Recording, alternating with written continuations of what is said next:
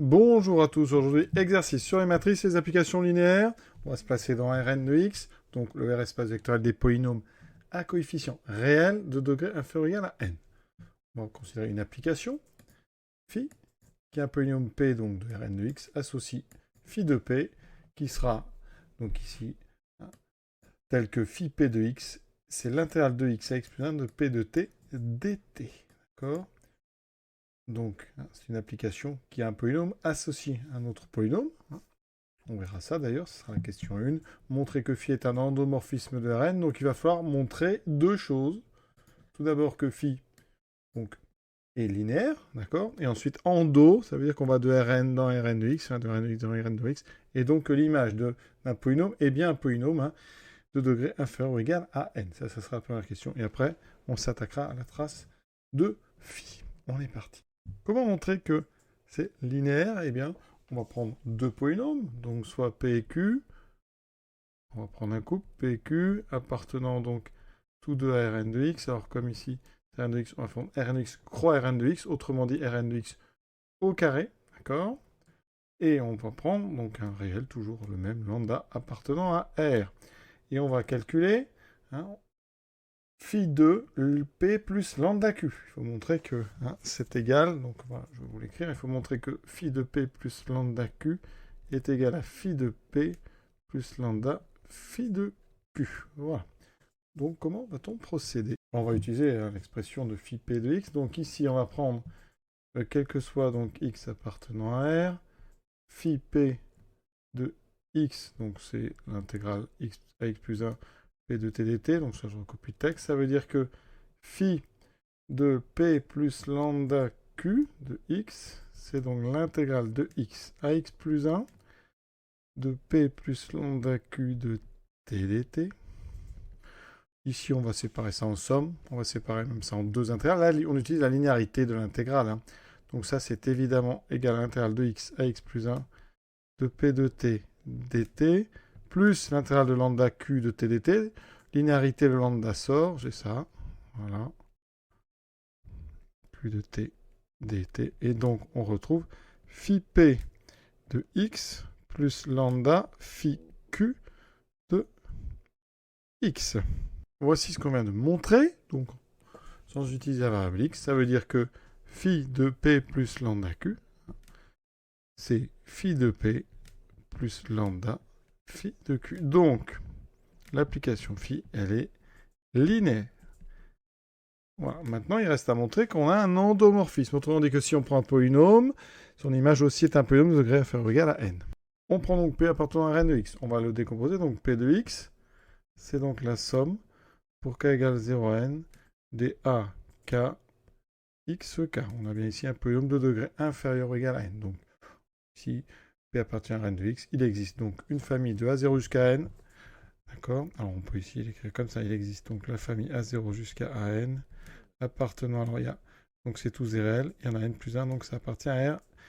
Donc, exposant n plus 1, Rn plus 1, d'accord, tel que pour tout x appartenant à R, p de x écrit comme ça. Donc je vais calculer phi p de x. Donc, pour tout x appartenant à R, phi p de x, c'est donc l'intégrale de x à x plus 1 de p de t. Donc somme de k égale 0 à n, ak tk dt, c'est une somme finie. Par linéarité de l'intégrale, ça fait somme de k égale 0 à n. Donc des ak, je sors même les ak, il me restera l'intégrale de x à x plus 1 des tk dt. Et donc j'aurai ici la somme de k égale 0 à n des ak. Je vais prendre une primitive, donc tk plus 1 sur k plus 1, pris entre x et x plus 1. Ce qui me donne la somme pour k égale 0 à n, donc des ak, x plus 1, k plus 1, moins, je remplace pas, xk plus 1, et divisé par k plus 1. Alors, il faut montrer que c'est un polynôme de degré inférieur ou égal à n. Déjà, phi de p, c'est un polynôme. Vous voyez bien que ici, c'est une somme de polynômes. Entre parenthèses, somme de polynômes. Alors, ce qui m'intéresse, c'est le degré. Donc on regarde x plus 1 puissance k plus 1 moins x puissance k plus 1. Alors je vais utiliser ici le binôme de Newton. C'est la somme. Donc je développe x plus 1 puissance k plus 1. Alors je ne vais pas utiliser k comme variable, j'ai déjà k ici dans l'exposant. Donc c'est, on prend i de i égale 0 à k plus 1, d i parmi k plus 1, x puissance i, multiplié par 1 à la puissance k plus 1 moins i. Mais ici, c'est pas la peine, parce que 1 puissance 1 entier, ça fait toujours 1. Sur cette somme, je vais regarder juste le dernier terme, il m'intéresse. Donc j'ai la somme pour i égale 0 à k, de i k plus 1 x i, et j'ai le dernier terme qui est donc plus x puissance k plus 1, parce que j'ai k plus 1 parmi k plus 1. Voilà. Donc vous voyez que quand je fais la soustraction, il ne faut pas oublier ici le moins x k plus 1. Et vous voyez qu'il vous reste, en fait, somme de i égale 0 à k, de i k plus 1 xi. Et ça, c'est de degré k. Donc, le degré de x plus 1 puissance k plus 1 moins x puissance k plus 1 est égal à k. Regardons notre somme. 1 sur k plus 1 fois ak, donc fois x plus 1 puissance k plus 1 moins xk plus 1. Voilà. C'est de quel degré ça? Eh bien, si ak est différent de 0, ça c'est de degré k. D'accord? On sait ici que, eh bien, alors P, il est de degré inférieur ou égal à n. Donc les AK peuvent très bien être tous nuls. Mais on sait qu'on a une somme ici. Donc chaque degré, donc ici, ce degré, il est inférieur ou égal à n. D'accord? Puisque quand je remplace par n, ici je vais avoir n plus 1, n plus 1. Donc j'aurai 2 degrés inférieur ou égal à n. Alors en considérant bien sûr, si on a des AK qui sont nuls, on considère que moins l'infini est inférieur à n. D'accord? Conséquence, ça veut dire que le polynôme que vous avez là, le degré en fait de somme de k égale 0 à n, des 1 sur k plus 1 à k, de x plus 1 puissance k plus 1 moins x puissance k plus 1, il est inférieur ou égal à n, d'accord? En considérant toujours que le polynôme nul de degré moins l'infini est à un degré inférieur ou égal à n. Voilà. Conclusion, on a un polynôme de degré inférieur ou égal à n, on est donc dans Rn de x. Et donc, je vais l'écrire, donc, quel que soit P appartenant à Rn de x, phi de P appartient à Rn de x. On a donc une application linéaire de Rn de x dans Rn de x. Donc, phi est un endomorphisme. Donc, de Rn de x. Voilà pour la première question. Maintenant, la trace. Comment trouver la trace? Alors, la trace d'une matrice, c'est la somme des termes diagonaux. Donc il faut déjà avoir la matrice de phi dans une base. Alors on va prendre la base conique, je vais l'appeler bêta, c'est la base conique, donc 1x, x2, etc. jusqu'à x puissance n. D'accord? Donc la base canonique. Donc pour avoir la matrice de phi dans la base canonique, la matrice de phi, de phi dans la base donc, ici canonique, ça sera une matrice qui sera composée de vecteurs colonnes qui seront les images de mes vecteurs de la base canonique. D'accord? Etc., etc. Donc je vais calculer l'image des vecteurs de la base conique, donc l'image des polynômes de 1 jusqu'à x puissance n. D'accord? Donc quel que soit x appartenant à R, je vais partir à la recherche de phi de x puissance. Alors, on va prendre x puissance k, avec k. Un entier, donc, entre la puissance 0 et la puissance n. J'aurai donc l'intégrale de, ici, x à x plus 1, de xk. Donc, je l'applique en t, ça sera donc tk dt. La primitive, c'est la même que tout à l'heure, tk plus 1 sur k plus 1. J'aurai donc 1 sur k plus 1, x plus 1, k plus 1, moins x puissance k plus 1. Comme tout à l'heure, on va utiliser le binôme de Newton. Donc j'ai 1 sur k plus 1. Somme pour donc i allant de 0 à k plus 1, des i parmi k plus 1, xi, moins xk plus 1. Comme tout à l'heure, le terme en x puissance k plus 1 de ma somme disparaît, s'annule avec le moins xk plus 1. Donc il me reste ici la somme pour... Alors j'ai oublié le coefficient qui est devant. Donc il me reste 1 sur k plus 1 fois la somme pour i allant de 0 à k des ik plus 1 xi. Comment on va utiliser ça? Regardez, pour k égale 0, j'ai donc face à moi phi de x0, c'est-à-dire phi de 1. L'application donnera 1 sur 0 plus 1, donc 1 sur 1 ça fait 1, et j'aurai une somme toute simple, i égale 0 à k égale 0. Donc j'ai qu'un terme dans cette somme. Pour i parmi, donc k plus 1, donc i parmi 1. Et ici, comme c'est des applications, je vais mettre grand X. Grand X puissance i. Ce qui me donne en fait un seul terme. Vous voyez, je remplace i par 0. 0 parmi 1, ça fait 1 parmi 1, ça fait 1. Il me reste 1 x0, donc ça fait 1. Donc si je me fais la matrice, on va l'écrire progressivement, vous comprenez ce qui se passe. Ici, en première colonne, je dois mettre l'image du premier vecteur à la base canonique, donc phi de 1. Donc il est écrit à 1, donc 1, 0. Voilà, d'accord.